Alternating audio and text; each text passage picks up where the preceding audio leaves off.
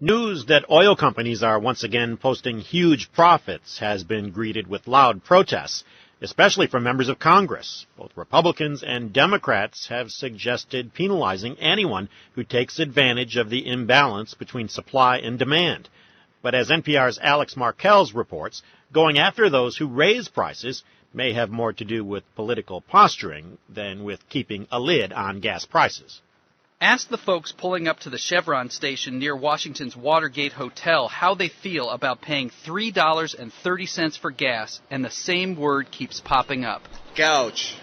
Really gouged. It just seems like a price gouge. I definitely feel like I'm being gouged at the gas pump.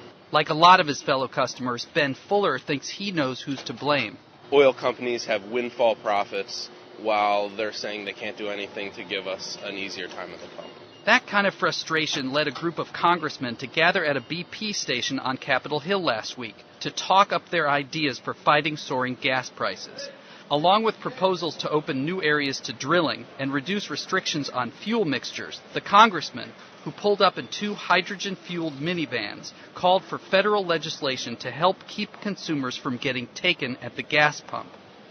House Speaker Dennis Hastert thinks it could make a difference. We will ask the Federal Trade Commission and the Attorney General to make sure that there is no price gouging, that there isn't any manipulation of the prices. There's no magic wand, but we do those things, I think you can see almost an immediate drop in the fuel prices. Florida Republican Adam Putnam says his state first enacted anti-gouging legislation after people took advantage of the situation when Hurricane Andrew hit. People were charging gouging rates for ice and plywood and things like that in the middle of hurricanes. So there's a legal model out there. We want to standardize that model so that states that don't have gouging laws will now. But like most state anti-gouging laws, Florida's statute only applies during a state of emergency, and it defines price gouging as charging an amount that grossly exceeds the average price in the 30 days before the emergency was declared.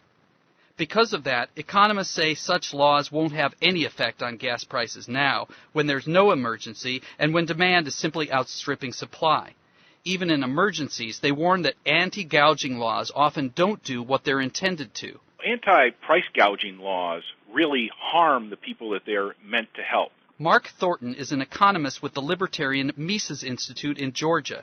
He points to recent hurricanes in the Gulf Coast, where anti-gouging laws kept many stations from raising their prices. If the law wasn't in effect and gas stations were allowed to raise their prices, they would have raised their prices significantly, and people would have only purchased the gasoline necessary to get to safety, leaving more gas for the people to come behind them. But Thornton says that's not what happened. And the people who came later ended up finding gas stations with no gas and ended up being stranded along the interstate. With the latest price spike, many people figure gas sellers are simply taking advantage of the situation. Economists like Sam Peltzman at the University of Chicago say there's little evidence of collusion or price fixing in the market. If you just drive down a main street, you'd see how hard it would be to do that.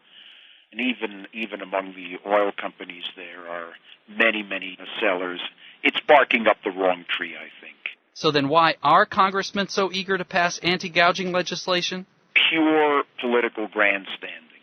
It's an election year, and both parties are feeling the heat, and you have to be seen to be doing something. Of course, if they really wanted to make some political hay, they might try going after some of the other things people feel gouged by, like those pricey lattes at Starbucks or the $7 hot dogs at the baseball stadium. And what about the popcorn at the local movie theater? $6.50? Really? That's almost as much as the movie for popcorn? At that price, Nora Gray decided to skip the concession stand altogether when she went to the movies in Washington last week. Not that she wouldn't mind some congressional help the next time she goes. If they're going to do it for gasoline, they should definitely do it for popcorn. In Washington, this is Alex Markels for NPR News.